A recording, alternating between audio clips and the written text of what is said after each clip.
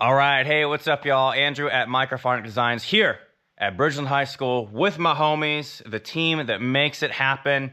We've got Chris and Joel, and I want them to share a few words because we've been here for what, like 15 hours today? Something like that. The setup today took like 13 hours because we did take like a lunch break and a dinner break. But boy, oh boy, do they have a big setup. And so I'd like my friends here to share with you all, like, what happened today? What did we work on? We recabled the entire front ensemble. We got the drum set to actually sound the way a drum set should sound in an indoor arena. There we go. That was very cool. Yeah, just kind of did a complete overhaul on cabling, on zip ties, figured out what mics didn't work. That's right. Just got the pit sounding freaking awesome. It's been a good day. And what's the favorite part about the setup, you guys? I think the longevity of the work. The last time we had Microphonic Designs, that was 4 years ago, and it stood the test of time. Boom. And we're very excited 4 years later that most of everything worked. We just wanted to see a new round. So we're very happy with the quality of work. We love to hear it. And do you feel that this work will help you focus on your students more than the sound gear? Absolutely. Oh, absolutely. Yeah. You love to hear it. So that's the goal. I'm here to help make sure that these guys are able to focus on the kids instead of this stuff. So we've got the pile of old cables here, and boom, there it is. So they've got 6 marimbas lined up now. We did wire up a 7th one that's going to go down on this end. That'll be for marching band. But for the Bridgeland indoor percussion program, they're rocking 6 marimbas up front. We've got 3 vibes in the back over on side 1. I believe Xylo Glock is surrounding the drum kit, which is going to be like in line with the vibraphones. And then we've got another pod of 3 vibes out that way. And I might do a little bit of editing when I get home to kind of show what the diagram looks like, because I didn't actually print one out. I just used my computer today. But essentially what we have is a pod of 4 marimbas. So we've got marimbas 1, 2, 3, and 4 that come together to a modular snake. And so I'm going to show you guys. Y'all know me. I like to keep things clean, and I'm hoping that the GoPro settings will kind of show that cabling. It looks dark on the little screen here, but y'all know how I keep it clean. And then we've got these 4 microphones coming in this way to meet here. And then there's the modular snake, and so that mod snake goes all the way down to the mixer cart down that way. And then we've got the pod of these 3 vibraphones here. So the marimba that goes on the very end is going to have jumper cables that comes and meets this middle vibe. And let me walk around here. So just so you can picture this, there's going to be marimba 7 is right here. And then the jumper cables are going to come back. And then these are going to be over a little bit more. But here are our cables ready for that extra marimba in the summertime for marching band. Ready to go. It's on the vibe. This vibe jumps across. This vibe comes in this way, jumps across, and right here we have another modular snake breakout cable. I do the block real tight on there. Like, we shook, like this marimba, we straight up shook the whole instrument from the block. Like, it's not going anywhere. So got the mod snakes on real good. And again, this one is gonna go, I guess I'll come around, but we've got the 50-foot core cables. They're gonna come from here and go all the way out. And a pro tip for you is to only color code one side of these things to make sure that the connectors plug in the right way without the student like messing it up. So only color code one side. That's the pro tip for these DB25 connectors. Drum kit. Well, this one took a while. So you'll see here we've got the big brick. I'm shaking the whole freaking thing from the brick. It's not coming off. Got the modular snake here. This is yellow snake. We've got 3 open channels. They can plug a sideline microphone into this. Could do the same with the open channels on that vibraphone. And you'll see I've also color-coded their mics.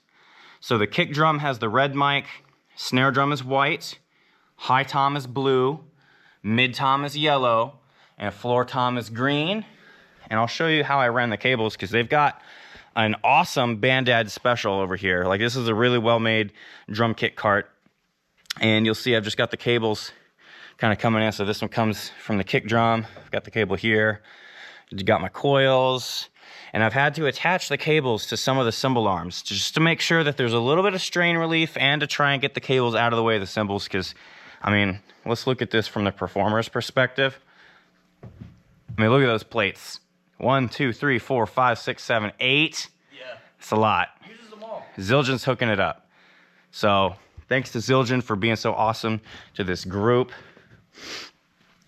We're going to take a look at the other pod over here. So this is sort of its own pod. So we've got these last two end marimbas and the side 2 vibraphone pod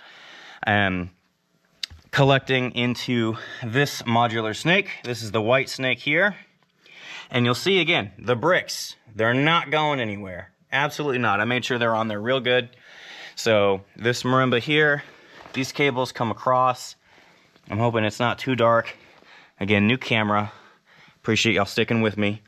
We got the cables. And if you've not seen this type of color coding before, I like to do a single stripe of whatever color for the high microphone and the double stripe for the low microphone. So we know that this very end marimba is designated as the color white. Like, its color is one color. It's the color white. And we can differentiate the microphones by the number of stripes. So that's how I like to do it. It helps ensure that each instrument has its own color, and it helps keep the number of colors that we use to a minimum. So you'll see here we've got red, green, yellow, blue, and white is underneath the red there. So this modular snake goes on into the mixer cart, and we've actually devised a pretty clever plan for getting all of this set up. I mean, I think ideally once the kids get it down, this whole group should be able to be up and running in less than 30 seconds when they take the field or the floor. So drum set modular snake and side 1 vibraphone pod modular snake, these are going to live and be prepped on these Velcro straps, and they're going to get walked in from their respective instruments. They're going to get walked in all the way down this way to the mixer cart.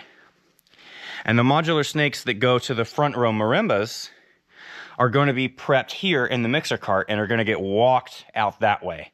And so this is to help prevent traffic jams here at the mixer cart, because what we don't see, what we already got put away for tonight, are the 3 synthesizer carts that are going to go back here. So this, I guess, like flow is just in an effort to help prevent traffic from building up and get set up very quickly. And you'll see here we've got the couplers going into a few short core cables that go to the back of the mixer. And I'll show you one thing. I wasn't sure if I was going to show the inside of this or not, but I think it's worth showing. I color code everything. So you'll see in here, all of these mod snakes are color coded. Everything is traceable. I don't just color code one end because I just want to be able to look at what color snake it is and then what color connector it is if there's an issue. And that actually came up earlier where we were like doing sound check, and this middle vibraphone right here, the mic wasn't working. And so I was able to come over here and I was like, oh yeah, I'm looking for this yellow connector right in here. Might be hard to see, this yellow connector. Everything checked out, all brand new cables, by the way. So in addition to the setup and all that, they invested in a whole fleet of new cables. So everything should have been working. And then we found out, oh wait, it was the mic. So we grabbed a mic from the soloist cabinet, swapped it out, and we're good to go. And the speakers, we also got the speakers kind of rerouted. We didn't do too much work on the speakers. The main focus was just on the keyboards today, but they do have quite an impressive array of arrays. They've got 8 of these freaking PreSonus 12Ps, good Lord, and then they've got the subs, and they've also got these special speaker frames, which I'm not a dealer for, but I'll shout them out because it's pretty sweet. Stadium Creations hooked it up with this like design that is able to essentially, like, you can take the sub out and lower the arrays. So it looks like this. Super crazy. So shout out to Chris for coming up with the concept of the design. Seems to work very well for them. And then they're using the Ethercon boxes over here to get signal split between all of their speakers. So they've got the 2 main stacks, tops, subs, and then 2 center fills with the arrays. So Bridgeland is headed to WGI in Dayton. I'm going to get to see them hopefully at WGI Dallas. I'm going to make a point to make it to the show. Long setup today, super late. We got it done. And while I was working on all the cabling, they were tuning heads, getting heads tuned and organizing mallets. I mean, absolutely hardworking folks out here. So if you got questions about the setup or comments, leave them down below. I'll get back to you as soon as I'm able. But I wanted to give a really good look at the setup we did today because at like 9:30 this morning, I didn't think I was going to finish. But we only had one day, so we got it done. Anyhow, that's about it. I'll see you in the next one. Peace.